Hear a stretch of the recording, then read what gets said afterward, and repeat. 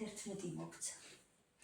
31 ქართულ ამბაში არის 100 წილი.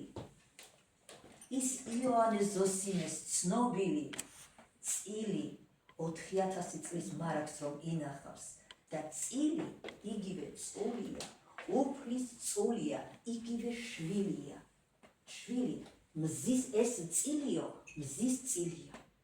31 100 მზის წილია და ეგ არის იგივე რომ მივყვეთ კალენდრის მიხედვით 31 დღე თვისა. და ასევე ეს შეიძლება ჩაითვალოს იმ ერთ დღე რომელიც ემატება თებერვალს. და 28 რიანი თვე ხდება 29 დღიანი. ის 29 მზის არის. ამიტომაც 4 წელიწადში ერთხელ ემატება 4 მზის რიცხვია. მეოთხეცაზე მზეზის. კოჭიმელში მზეზის. აი ხა უყურეთ. ანი ბალი განი და დონი. დონი. აი ეს დონი არის რაც არის. სიტყვა დონი და დონე. განათლების დონე. მაგრამ ეს ხარი კიდევ. მათ ყველაზე მთავარი არის რომ დონი დედაა ხალხო. და ზუსტად გვეუბნება ჩვენი ენა მზე დედაა ჩემი და აგერ მზე დაუსვავ ზუსტად. დონი მზე არის. და ეს მზე რას აკეთებს უყურეთ? 4 და 4. შეკრიბეთ 8-ს მიიღებთ. 8 უსასრულობა არის. მზეც ასე არის. უსასრულო არის. უკვდავი არის. გაამრავლეთ ერთმანეთზე 4x4 16 არის. 16 ამ ამბანში არის ონი. ონი 7-ს გაძლევს. ესე იგი მზიდან მთვარე იბადება. 7 მთვარია. მთვარიდან ისევ მზეში შევდივართ. აი ასე ბრუნავენ ისინი და ამას მზის სახლი ქვია. ონი არის მზის სახლი. სადაც მზე და მთვარე ერთმანეთს ადგილს უთმობენ. სად ქონდათ ეს სახლი? აი ამ ნათობებს ეს სახლი სად ქონდათ? სად ენაცვლებოდნენ ისინი ერთმანეთს? როცა ენაცვლებოდნენ ერთი რას იტყოვებდა და მეორეს რას აძლევდა? ეს არის უმთავრესი. ეს არის და ამაზე არის ყველაფერი აგებული. ეს სახლი ყოფილა დედამიწაზე. მას 60 ბაღი ერქვა თურმე. იგივე ედემ ბაღი. სად იყო ეს ედემი? სად იყო 60 ბაღი? სულ თავიდან დავიწყოთ. სულ როცა იქმნებოდა სამყარო, კარგად დააკვირდით, რას გეუბნებათ? ბიბლია. ჯერ არაფერი არ იყო. არ იყო არც ცა, არც მიწა, არაფერი. ყველაფერი იყო უსახური. ჩვენ ღმერთს უწოდებთ სახიერი ღმერთი, მაგრამ და ყველაფერი ყოფილა უსახური. ესე იგი სახე ვის უნდა მიეცა? ვისაც თვითონ ქონდა სახე. თავის სახეთ უნდა შეექმნეს სამყარო და შექმნა. პირველი რაც გააკეთა, სინათლე მოიღო. აი სინათლე საიდან წამოვიდა? ეს სინათლე საიდან წამოვიდა? ჯერ ხომ არც მზეა, არც მთვარე დაბადებულის მეოთხე დღეს უნდა დაიბადოს. პირველ დღეს საიდან გაჩნდა ეს სინათლე?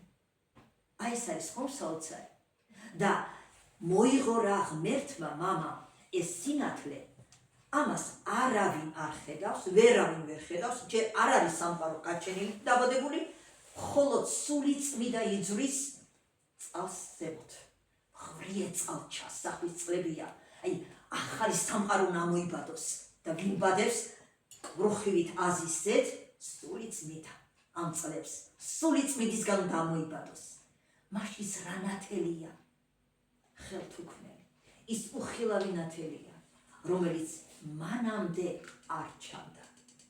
და ის იქმნა სიტყვით მოვიდა.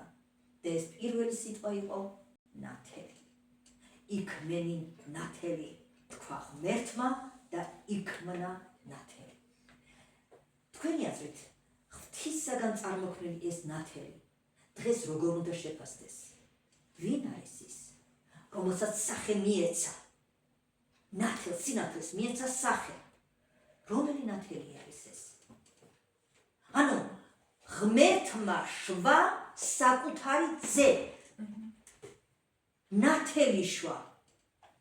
აბა ეხლა გამახსენეთ, ვის ეწოდება ნათელი, ნათლისაგან შობილი. რა თქმა უნდა. მას ეს სინათლე ვიყოფილა. შემდგომში უკვე ქრისტეც სახელდებული. ანუ მაცხოვარი ჩვენი, უფალი ჩვენი, პირველი, რომელიც ღმერთმა ჩვენთვის მოიღო როგორც სახე, ხატი. და ამის შემდეგ უკვე ყველაფერი განათდა, გაგწინდა, გაჩნდა ცაც, გაჩნდა მიწაც, გაჩნდა ცხოველიც და საერთოდ ყველაფერი დედა ცა და მიწა თავისი მორთულობით გასრულდა 6 დღეში.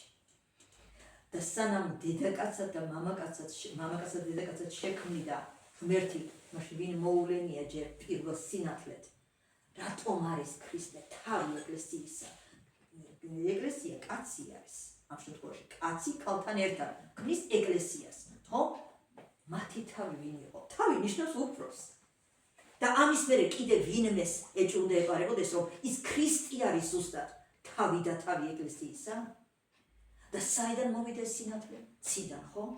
ამიტომაც არის ასეთი ბიბლიაში წერია, პირმშოთა ეკლესია ცაშია. პირმშოთა ქრისტე არის პირმშო. მაგრამ ქრისტე მარტო პირმშო არ არის, მხოლოდშობილია. მხოლოდშობილი რა არის? ერთადერთი მემკვიდრე მამისა, რომელსაც ესმის მამის ენა. ეს არ არის ადამიანთა ენა, ეს არ არის კაცური ენა, ის სხვა ენაა. მაშინ კაცი სად იყო, როცა ქრისტე დაბადებულა? მაგრამ იქმენი ნათელი და გამოწინდა. გამოწინდა იესო ამ ქვეყანად. ვინ იყო ამის მხილველი? ვინ იყო ამის მომსწრე? ერთადერთი, სულიწმიდა. აი ამიტომაც დაბადა სულიწმიდა ღმერთი, მას როგორც ცველი მისი, მფარველი მისი მტრედი, თეთრი მტრედით სახით. სულიწმიდა, შვიდობის მტრედი. მაგრამ სულიწმიდას მიწაზე განასახიერებს მარიამ ღვთისმშობელი. მას თუ ასეა, მას თუ ჩვენ მზისაგან შობილი ვართ, როგორც ქრისტე, ან ნათლისაგან ვიშვით, გაგვიგვირდეს კიდევ, რომ ამ მიწას ღვთისმშობლის წილხვედრი ქვია. მართლაც ღვთისმშობლისა ყოფილა და ღვთისმშობელი სულიწმიდად ჩამოსულა და ღვთისმშობლის სახე მიუღია.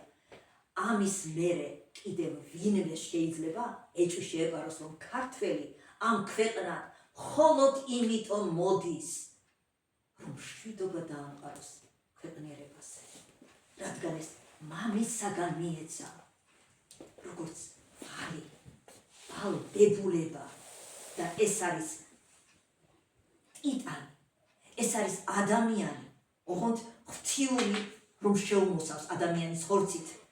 სინამდვილეში ღვთის სულია, რომელსაც აქვს გული მამისა, ანუ უდიდესი სიყვარული, ქმნადისადმი, რასაც თვითონ აკეთებს ყვარს. ამიტომ ვერ ელევა ქართველი დედაც და მამაც თავის ნაშვილს. ვერ ელევა, იმიტომ რომ ღვთიური სიყვარული თუ ყვარს. ამიტომ ვერ ელევა თურმე ღმერთიც ადამიანს ერთხელაც, ორჯერად, სამჯერად, რამდენჯერ მიუტევა, რამდენჯერ აპატია, დაცემული აღადგინა, იმიტომ რომ მისი და როცა ქმნიდა ოფსხრი, გენანება ის გადასაგდებით. უნდა დავინდოთ ერთმანეთი ადამიანები.